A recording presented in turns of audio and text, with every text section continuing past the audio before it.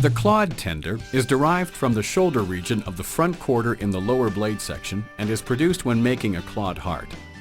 It is comprised of the teres major muscle and typically has a weight range of 0.4 to 0.7 kilograms or 3/4 to 1.5 pounds. The Clod Tender can be grilled, roasted, braised, or sautéed. Sometimes referred to as the petit tender, and displays the same intense beef flavor as other chuck cuts. The only trimming required is a small amount of silver skin that is to be removed. By inserting your knife just below the surface, you are able to remove the thin tissue.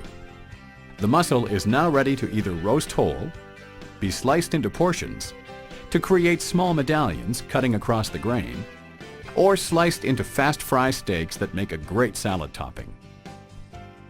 The Clod Tender is a leaner cut.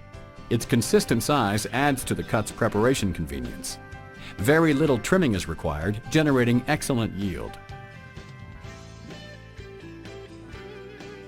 One note to consider with this cut is because of its leanness, care should be taken so as not to overcook.